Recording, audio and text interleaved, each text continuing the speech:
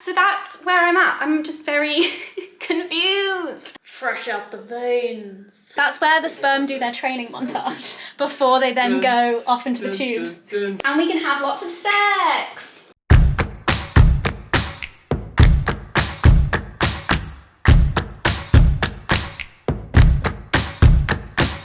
Hello everybody, welcome back to another episode of the Hormone Diaries. So, previously on the Hormone Diaries, I thought that I would be pregnant by the end of 2020. That was not the case. That did not happen. I got sad and drunk over Christmas and had a solo dance party, which you saw in the last episode. Good times. But then starting in the new year, we decided that we would try the old method, the classic, recommended on the NHS website of having sex every 2 to 3 days and seeing what happens. So there's actually going to be a video next week going into my advice and experience and like top tips for keeping sex sexy and fun whilst you're trying to conceive. So if you do have any specific questions about that, do leave them in the comments. So that's what we did. Lots of trying to conceive, roughly every other day, every 2 to 3 days, and then this happened. So we've been having sex every 2 to 3 days this month, and then my boobs started hurting, which means it didn't work. My boobs started hurting on day 27 of my cycle, which is ridiculous. So the general depiction of people finding out they're not pregnant that I've seen is that their period comes, right? Their period comes and they're like, oh, I'm not pregnant. Like if they were trying to get pregnant and they're like, oh no, my period is here. But for me, my boobs starting to hurt is the first indicator that we didn't get pregnant. And then the unfortunate thing is I then have to wait 2 weeks, roughly, for my period to come before we can start trying again. So it's just this like horrible limbo period of like, well, we didn't succeed, but also like you have to wait until you can start trying again, and my tits ache. So that's really annoying. In my last cycle, when my boobs started hurting, I got really down and it made me really upset. This time around, I'm like not as upset.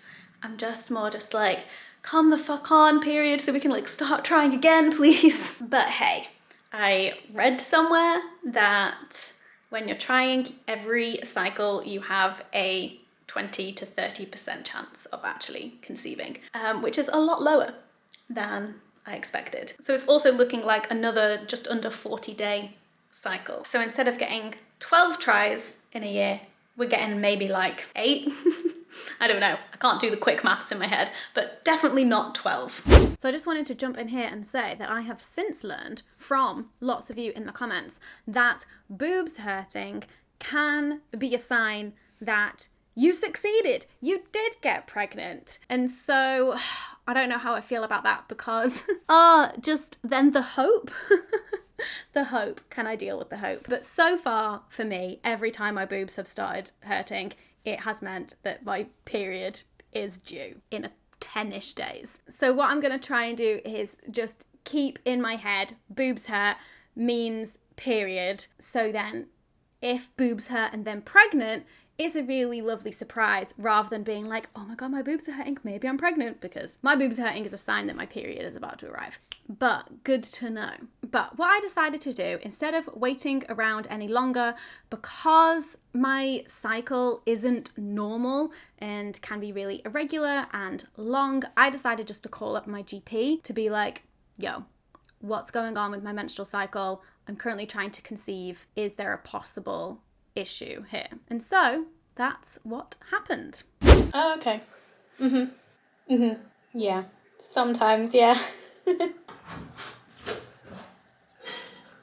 Okay. I also just have a quick question about folic acid as well, because I've read on the NHS website that that's good to take like whilst you're trying to conceive and then in early stages of pregnancy. But then I also read somewhere that you shouldn't take it if you have IBD. I have ulcerative colitis, but I have had a total colectomy and I have a stoma. So I was like, maybe it won't, I don't know if that still applies to me. Okay. Okay, in the meantime, should I not take any then? Sounds good. Okay, so what happens with this blood test then? And I can just come anytime to get that paperwork? Okay, great. And will I be given the results even if there's, like, nothing to be concerned about? Okay, fab. Right, thanks so much. Okay, great. Thank you. Bye. Okay, I have information. I want to talk through the information before I forget the information. Okay, so the first thing was, if you have a Mirena coil, it can take 3 to 6 months for your cycle to kind of settle. We're at basically 6 months, and I feel like my cycle is settling at a 40-day cycle.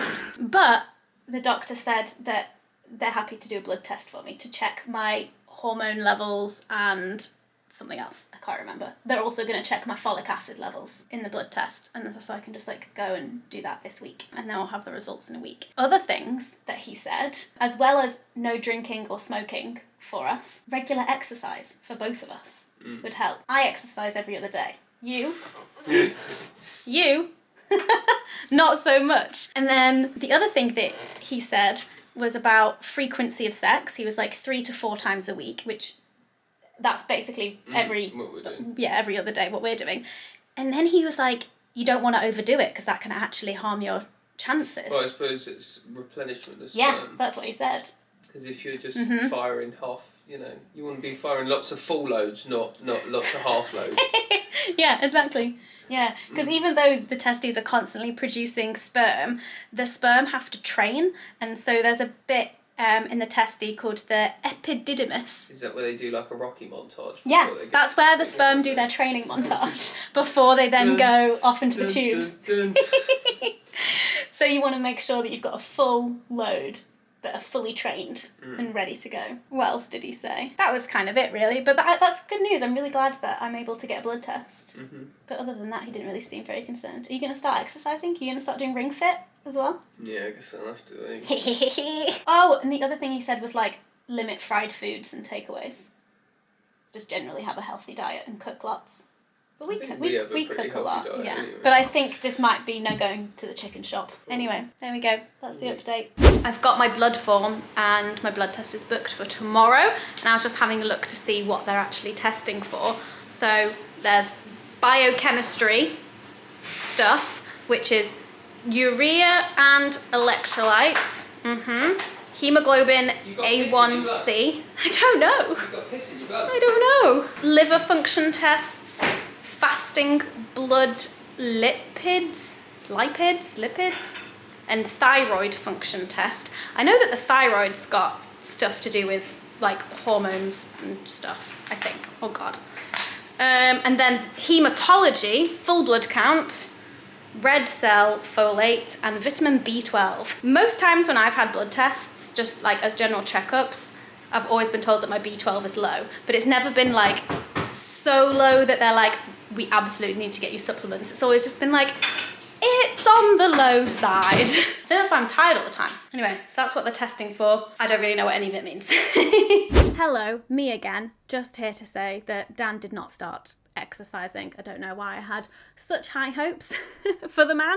And you also may have noticed that on that blood form, no hormones were listed. And I just didn't even like think anything of this at the time. But do not worry, this is an experience with healthcare.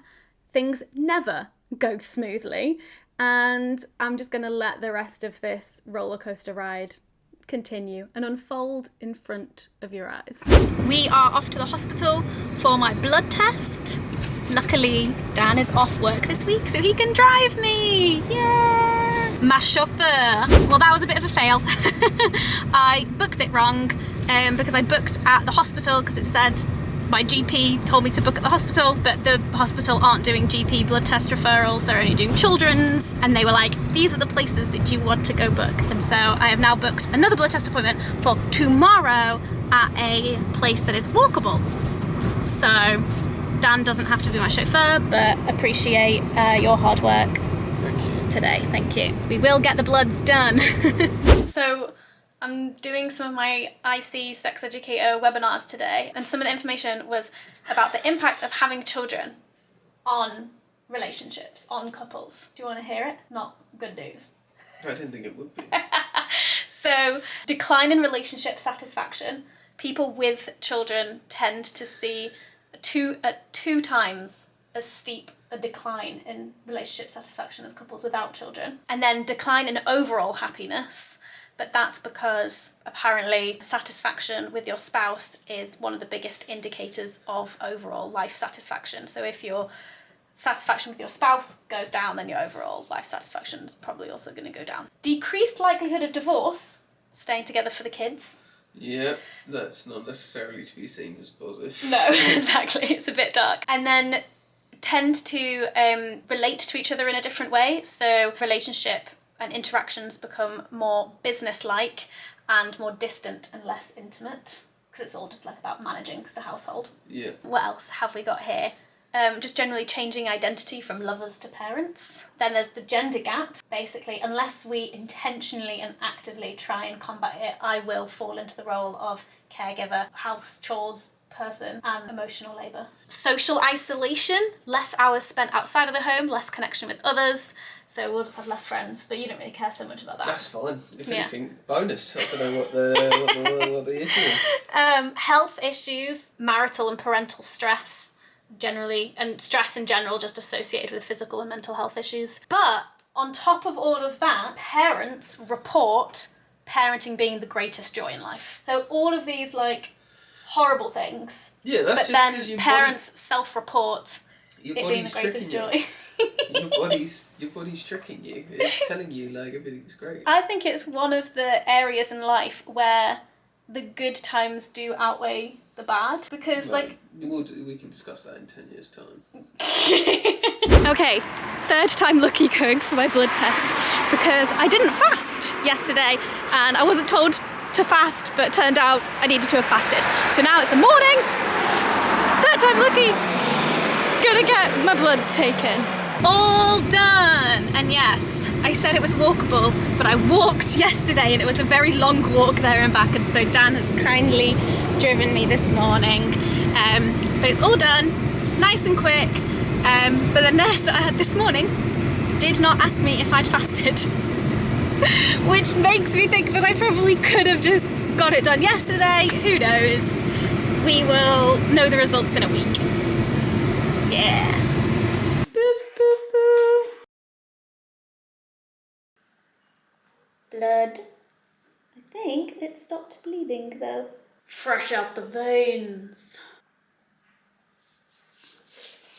I'm doing a bunch of filming today, so didn't want to waste this face, so thought I'd do a Hormone Diaries update. My period arrived as expected, but not as expected because it actually was a few days earlier than I thought. My boobs didn't hurt for a solid 2 weeks. So that's one thing that I'm grateful for, because it meant that my cycle was 35 days instead of like a 40-day cycle, which I was expecting. So that's a small thing that I am grateful for, because it means we can get to trying again. Woo, woo, woo! 8 days of boob hurting. Grateful for the small things. 35-day cycle. That you could say that's almost average. But yes, still not pregnant. I called up my doctors today to get the results for my blood test, and I only spoke to the person on reception, and she was just like, they're normal. I was like, anything else? Any other information? Nope, just normal. She was really nice and has scheduled in a phone consultation with the doctor, and they're gonna give me a ring tomorrow. It's a Saturday tomorrow and I'm still getting a call, but hey, that's nice. I feel like I should be reassured that my bloods are normal, but I don't really know what normal means. So if my bloods are normal, I just kind of want to be like, any other reason why my cycle might be really long? What's going on there? I got normal blood, whatever that means. Okay. Got off the phone to the doctor. So basically, the bloods that the first doctor organised for me are just not the bloods that I need to be taken. None of them had anything to do with fertility. And he was just like looking at it being like, great, your bloods are normal, but that doesn't like mean anything for your situation. And because it's a Saturday, so it was like an out of hours doctor, so it wasn't my regular GP. But so one thing that he did say was from the bloods that I did get done, and I explained my situation with colitis and having a total colectomy, I can take folic acid. He recommended it. So I'm taking the folic acid. Basically, he's now organised more bloods for me. But this is the way that apparently fertility bloods are meant to be done. You're meant to have one blood test during your period, whilst you're on your period, and then another blood test if you had an average cycle around day 20 to 22. So to check if you're ovulating. So we talked about the length of my cycle and figured out like the average. And so I've just come off my period, which is very annoying because it basically means until the next one. Yeah. So we're gonna do a blood test around day 30. He said any time between like day 28 and day 31, which is testing for like, I think the progesterone. I can't remember what, but there's 2 separate blood tests. So there's that one, and then if when I have my next period, go and get another blood test. We need to go pick up the bloods from that surgery today, and you need to drive me there because it's a 40-minute walk. Anyway, that's the situation. Very frustrating. But they're going to test for things like, do I have PCOS? Am I ovulating? Testosterone levels, progesterone levels. The quality of the eggs. Are there any eggs? Find all that from blood. So that's the plan. But day 30 of my cycle is the 4th of March. So we've got a while until I can actually have these bloods done. But we can go pick up the forms and everything, and I can start taking some folic acid, and we can have lots of sex. Okay, I'm back on the floor here for an update because I'm really confused about what the fuck my body is doing. So it's currently day 18 of my cycle, and I think I've already ovulated, which is way earlier than all of my previous cycles. But I'm not 100% sure. So 3 days ago, on day 15 of my cycle, I had some cramps, and I put it in my app as cramps because it felt way too early for me, personally to be ovulating. However, if you have like an average like 28, 30-day cycle, day 15 for ovulation is like pretty damn average and expected. So for comparison, in my last cycle, I noted potential ovulation pains on day 20, and this month it was day 15. I mean, that is only a 5-day difference. What about the previous cycle? Let's have a look. Day 25. Okay, so the previous cycle, I noted some ovulation pain on day 25, and I had a positive ovulation test actually on day 24 that month. So having some potential ovulation pains on day 15 seems a bit early for me. However, it's not just that. I've been taking my temperature daily as well, and my temperature has gone up to the usual amount that it is when I'm in this stage. Is this the follicular or the blah blah blah blah? It's 2 different stages. There's 2 different stages of your menstrual cycle, pre-ovulation and post-ovulation. And the reading that I had this morning and yesterday was basically like where it normally is for my like post-ovulation stage of my cycle. However, this cycle, I've just been pretty shit at monitoring it. So my graph is a bit wobbly, so there's like a few anomalies in there, so I can't like clearly tell that it's been a bump.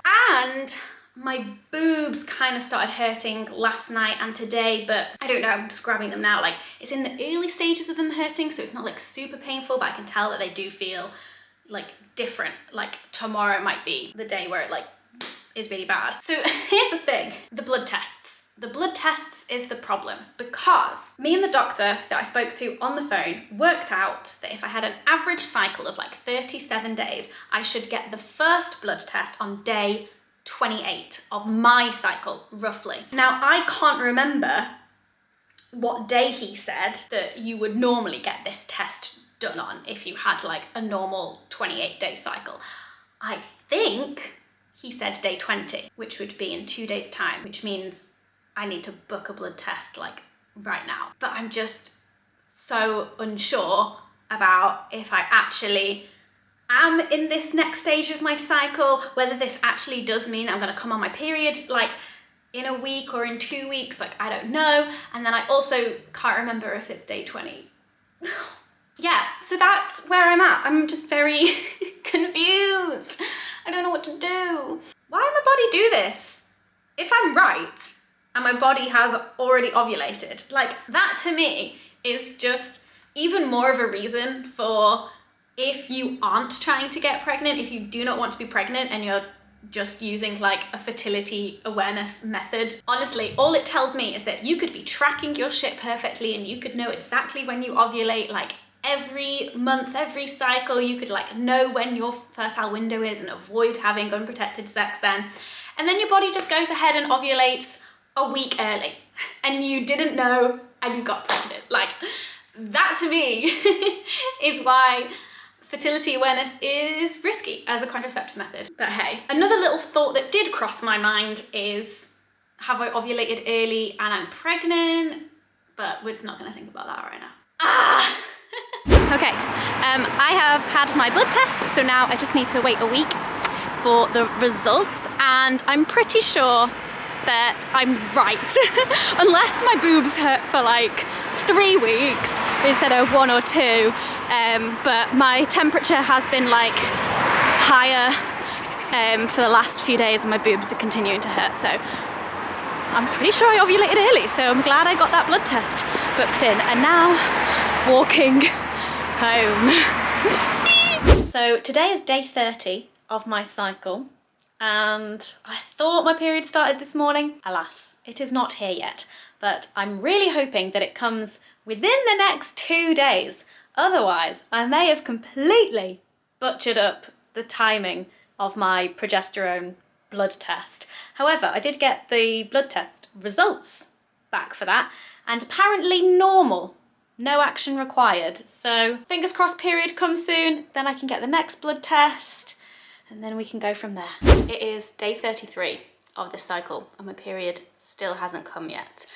And I have become that meme of the person like trying to solve a crime with the red rope and stuff, just looking at all of the numbers and the data and trying to figure out when this period is going to come. But because I had my presumed ovulation pain and boobs hurting so much earlier in this cycle, I thought I would have come on my period earlier, but my boobs have been hurting for, I think we're on day 16 now. And also what's happened is, in my mind, I've transitioned from willing my period to come so I can just get this cycle over and done with and start trying again, to, ooh, what if I'm actually pregnant and now willing my period to not come? And it's all very confusing because now that I'm in this like hopeful mindset, I know that it's gonna hurt even more when my period comes. My temperature did drop this morning, which I think might be a sign that it's coming. I think I'm gonna do a whole video on the temperature tracking thing because I'm tempted to try a whole bunch of different apps and like review them. So let me know if that's something you'll be interested in, although by the time you see this, I've probably already done it. But yeah, that's where I'm at. When I was willing my period to come once again, I was imagining period cramps. The brain is weird. At least if it does come today, then I can finally get that blood test done. Oh. Lesson learned in not getting your hopes up. Literally an hour and a half after filming that clip. Period. So not pregnant, but I have now booked my blood test, the next hormone levels blood test that you're supposed to get done whilst you're on your period. But it is a Friday today and there's no appointments left over the weekend, so it's Monday. But that'll be fine because that'll be like day 4 of my period, and my period roughly lasts about 5 days. So I will still be bleeding, so fingers crossed that blood test is all okay. I'm just gonna lie down and feel sorry for myself for the rest of the day. So it took the doctors a very long time to look at my blood results and be able to tell me anything about them.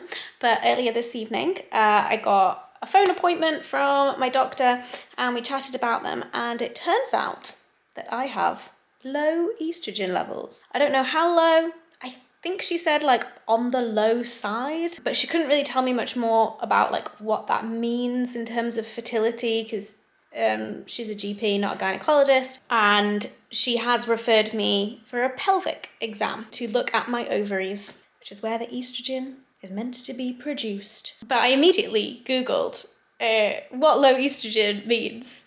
It's fine, I didn't go down like too much of a spiral, and I'm actually really glad that I now know. Like I don't feel like scared of it. I'm just kind of like, oh, okay, right, I know that now, and the next step is happening. I don't know when I'll be able to have the pelvic exam, but the referral is happening. But I think because of COVID and stuff, things will be delayed, especially because I assume I'd have to go into hospital for that. So, but yeah, I will not list off the things that I learned from my Google search about low estrogen because I don't think it's useful for me or for anyone listening. But yeah, that is where we're at. I assumed that finding out that something wasn't like perfect with my body in terms of fertility, I assumed that that kind of news would like make me feel really sad. But actually, like I feel really good about it because I now know, like there's something about having that knowledge that feels really good. And I'm in the system. I'm in the NHS system. Like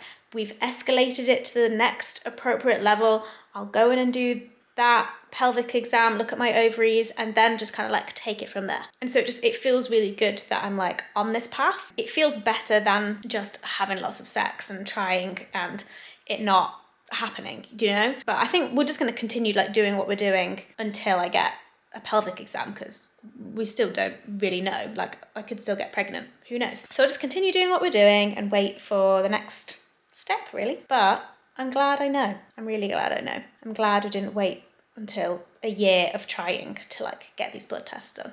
And so here we are. I'm going to save the pelvic exam for a future episode, not because I'm teasing you, but because I actually haven't had it yet. And also maybe to milk as much content as possible from this very frustrating experience. One thing that I wanted to note looking back on all of this footage, just in case you weren't able to do quick maths whilst watching, but the first phone call that I had with my GP was on the 20th of January. And then the day where I managed to get a phone call with them where they told me that I had low estrogen and I got the referral for the pelvic exam was the 17th of March. So that was like a 2-month period. And that was a mixture of my own mistakes, doctor's mistakes, and then also just the constraints of my cycle and having to wait until specific days of my cycle in order to get the blood tests.